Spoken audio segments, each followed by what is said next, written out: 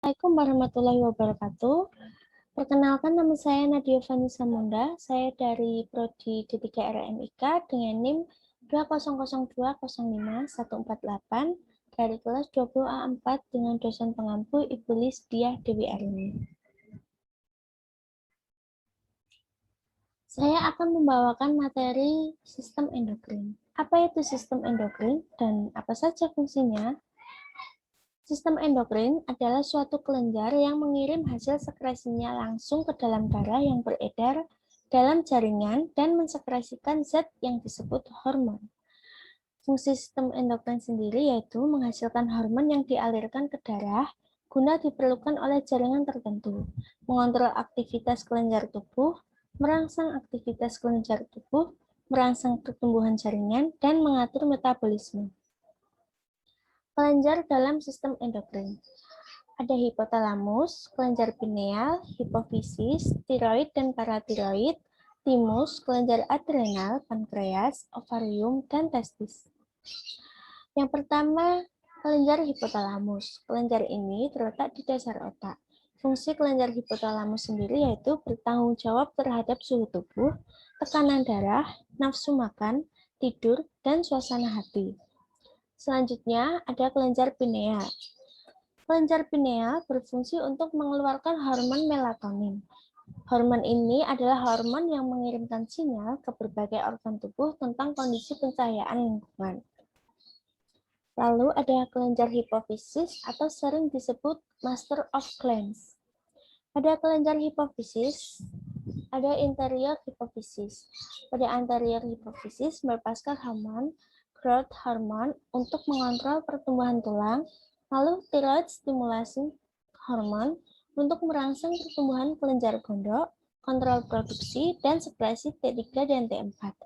Ada adenokortikotropik hormon guna mengontrol adrenal menghasilkan hormonnya.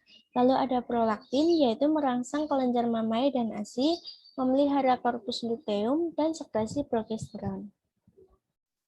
Fungsi dari kelenjar hipofisis sendiri yaitu ada hipofisis anterior atau sering disebut endorfin, memiliki efek mengurangi rasa sakit dan memicu perasaan senang, tenang, atau bahagia.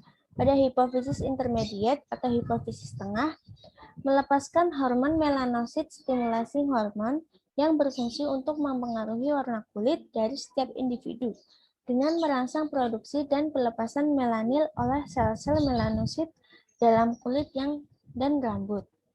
Lalu yang terakhir ada hipofisis posterior. Pada hipofisis posterior menghasilkan oksitosin yang berfungsi untuk merangsang kontraksi uterus saat persalinan dan pelepasan ASI. Lalu ada antidiuretik hormon berfungsi untuk mengatur kadar air dalam tubuh dan meningkatkan tekanan darah. Lalu kelenjar tiroid. Kelenjar tiroid terletak di bagian anterior leher. Fungsinya yaitu berperan dalam proses metabolisme, pengeringan kulit, pertumbuhan, dan perkembangan.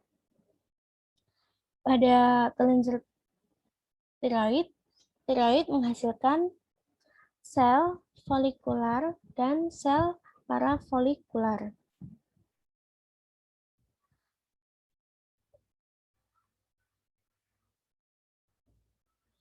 Lalu kelenjar paratiroid.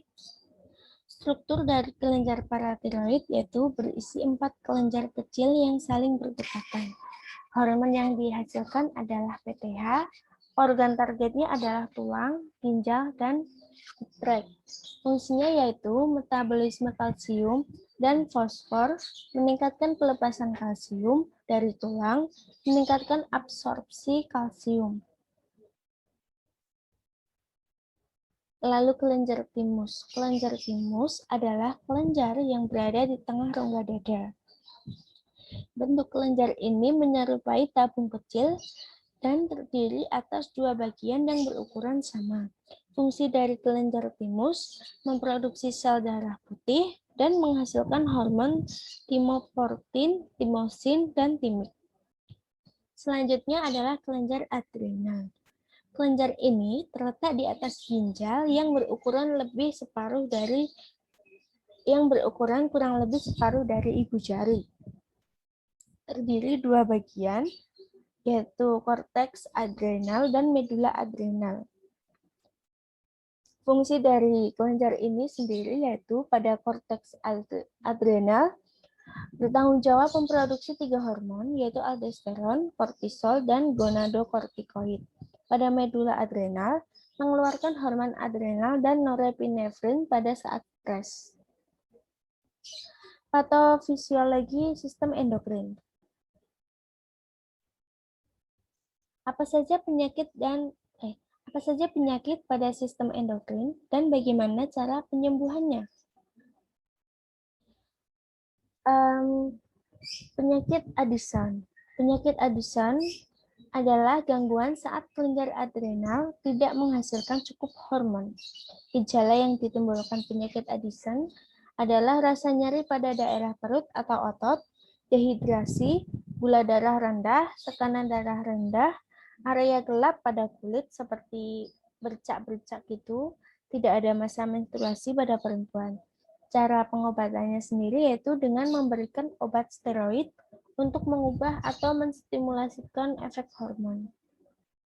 Yang kedua ada akromegali, yaitu suatu gangguan pada orang dewasa saat kelenjar hipofisis menghasilkan terlalu banyak hormon pertumbuhan.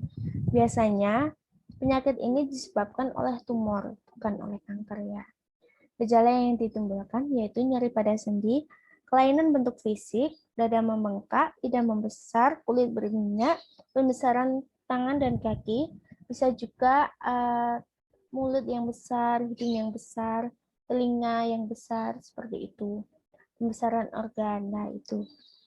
Bisa dilihat, ini adalah gambar dari penyakit akromegali.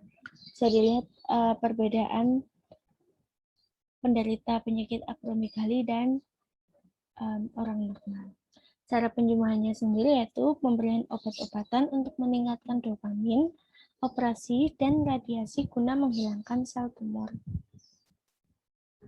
Yang terakhir yaitu sindrom Cushing, yaitu suatu kondisi yang terjadi akibat paparan tingkat kortisol yang tinggi dalam waktu yang lama.